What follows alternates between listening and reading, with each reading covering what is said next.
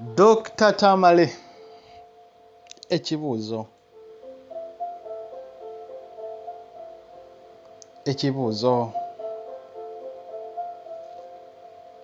okimanyi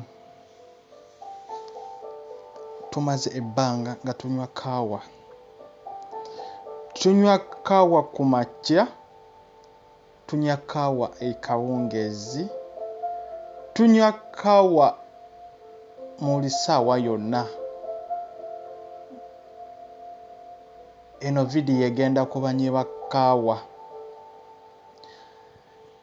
Naye omanyi ekituuka ku mubiri gwo nga onywedde kaawa oba nga onywa kaawa buli kanaku? Era bw'obeera nga oli munywi wa kaawa, kituufu ng'abasawo bwe bagamba kikoozinga puleesha, kikoozinga ne heart attack,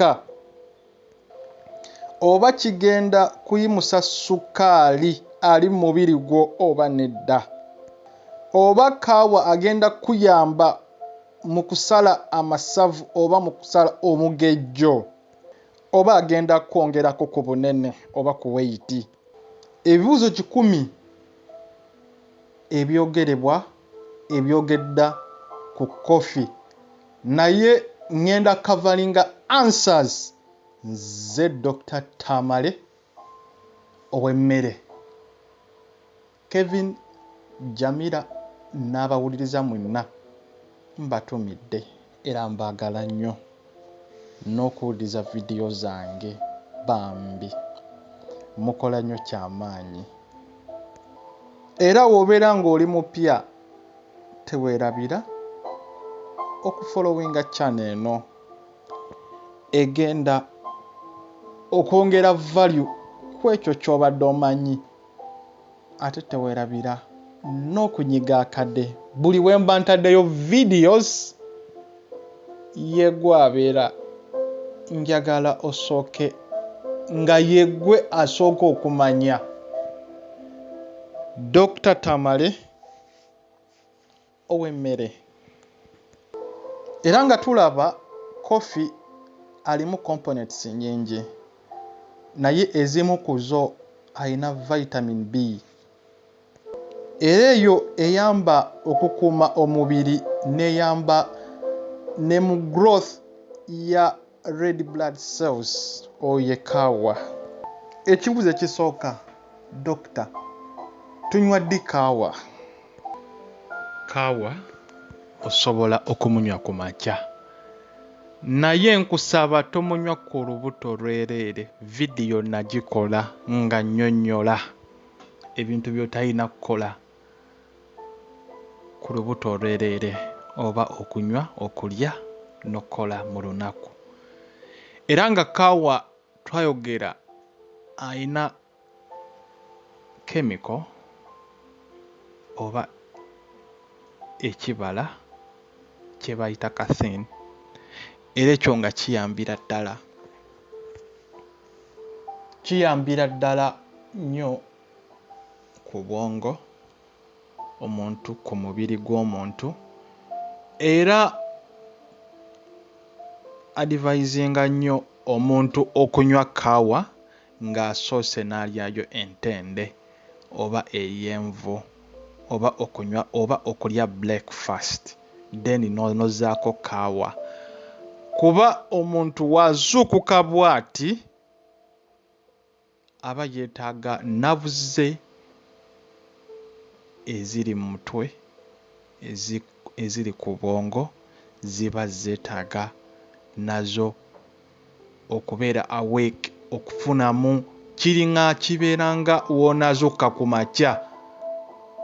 Ozuuka ku makya n'owoomereza nga si kwebaka naye ng'otudde ku buliri, nabo ne muscles ne veins ezitwala information ku bwongo, omusaayi ku bwongo ne oxygen ziba zeetaaga okuwummula.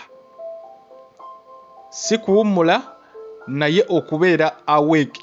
Kibeera nga w'onaatandika emmotoka, ne bamakanika ba advisinga nnyo omuntu bw'aba ng'atandise emmotoka agikuba serefu naye talina gitandikirawo aba asooka n'agiwa eddakiika 15 ku ddakiika 3 nga tannaba kusimbula oba gijja mu parking kugiteeka mu neutral asimbula agenda akole emirimu gye emirala kye kimu ne bode. Ekibuzo ekirala, migaso ki egiri mu kunywa kaawa? Dr. Tamale. Coffee ekimu ku kyakola ku mubiri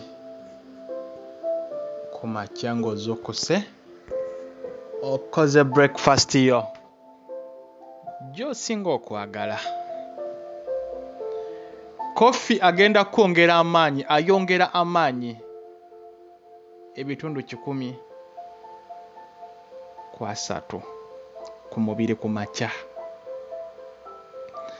Era nkwadvisinga nnyo omuntu akola gym, omuntu adduka, toyina misinga coffee kuba coffee alimu secret energy. Era tumanyi bulungi nnyo ensi yaffe Uganda tuli blessed n'ekibala kya kaawa. Kaawa omulungi asibuka waffe e Uganda. Kozesa omukisa ogwo okongeza ne ku maanyi.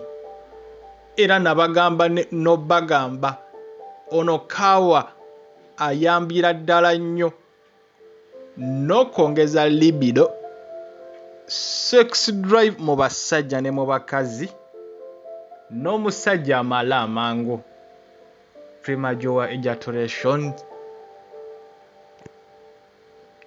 N'egyo gyonna vidiyo nabinnyonnyola, vidiyo zange gye ziri. Ekibuzo ekirala, ekikopo kya kofi oba akakopo ka kofi kakola ki mubiri gw'omuntu? Kofi tumanyi bulungi nnyo akaza omubiri. Ku bibi bya kofi ekimu ku kyo akaza omubiri. Naye mu kukaza omubiri advisingibwa era nkuwa nnyo advice woba ng'onywedde akakopo ka kaawa zaako wano kye ngenda okugamba wammanga. Ekikopo ky'amazzi okipinga omubiri gwo gubeere nga tegukalidde mazzi. Ate ekigenda omubiri tumanyi bulungi nnyo kasita gukalira amazzi guba gugenda kuleeta endwadde nga constipation, okufuna obuzibu ng'ogende mu manju n'endwadde endala nnyingi nnyo. Era tumanyi bulungi nnyo nannyonnyola ne cucumber oba cucumber. Omugaso gwa cucumber 195 ejjudde mazzi. Era nga ekibala ekyo kikuyamba nnyo nnyo okulaba nga tokalira amazzi mu mubiri. Bw'oba ng'onywedde kaawa, lya ne cucumber. Weba nga teriiwo, nywa ekikopo ky'amazzi okwewala okukosa organs munda mubiri gwo. Era tumanyi bulungi nnyo omuntu anywa excessive kaawa akala ne face ye naye eba nayo ekala, nga ekala ne bode ye yennyini nnyini nga mu butuufu eba ekala. Era nga bino bituukawo omuntu yenna anywa kaawa nga tanywereddeko mazzi. Era nkuwa advice yonna woba ng'onywedde kaawa twalirizaako n'ekikopo ky'amazzi. Ekikopo ky'amazzi, watermelon eyo nabinnyonnyola mu misomo gyange. Ebintu ebirina percentage ennyingi nnyo ku mazzi, ebirina percentage y'amazzi, cucumber. tomubusanga maaso wobanga omulabye. Anaye n'ennyaanya n'okola kachumbali nga bwe muyinza okatwala. Ebintu ebirina percentage ennyingi ebikavalinga ey'amazzi nkwadvisingira nnyo ddala tobibusanga maaso. Era nga nannyonnyola ne ŋŋamba omuntu nkuwa advise okunywa ebikopo bya kaawa wobanga oli munywi wa kaawa 2, tosussa 2, tonywa 3, tonywa 2.25, tonywa 2.5 olw'ensonga zino ze ŋŋenda ommenya wansi. Kaawa tumanyi bulungi nnyo aziiza otulo, era kaawa saagala nnyo obeere addicted ku kaawa kuba naye mubi. Caffeine kasite eyitirira nnyo mu mubiri, nayo mbi. Kyova olaba nagambye amazzi cucumber bidilutinge, bikole mix. Kaawa oyo gw'onywedde, ate nayogera ne ku misomo gyange, kaawa osobola ddala n'omutwalirizaako n'amata, tonywa konko. Ekyo kiba kirungi nnyo ku makya ng'omunywedde ku makya. Era tumanyi bulungi nnyo kaawa ayina component gye bayita magnesium ne manganese. Ebyo nabinnyonnyola. Nannyonnyola ne potassium. Emmere erimu potassium. Potassium tetuyina mubuusa nnyo maaso. Nze Dr. Tamale mbaawo okumenyaamenya buli kimu. Emisomo gyange bw'obanga ogirabye ng'ogiwuliriza, sharingako n'omulala. Ne bwe guba nga tegukuyambye ng'obadde okimanyi, sharinga ku munno. Ne munno bw'abeera nga nagwo tegumuyambye, sharinga n'omulala. Kuba tageti yange njagalira ddala obeere mumanyi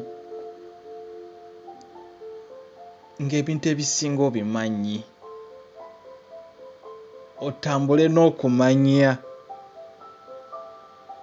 bireme kkoma ku mipiira oba okuwagira emipiira ate nga si kibi naye nga tebakumanyi. Naye bino obeere ng'obimanyi, kuba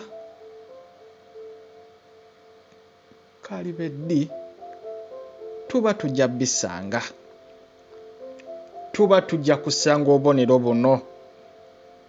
Nze Dr. Tamale ow'emmere nsigadde nga mbeeyanza okuwuliriza audio eno. Sina nnyo kingi kyenja bbawa, naye much love. Mukama Katonda abamalire kyensobola ogamba. Vidiyo zikyajja, vidiyo gye ziri.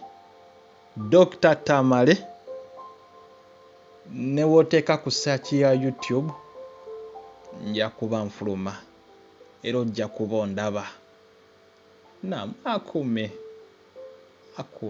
akuumire ddala. Mbasibudde.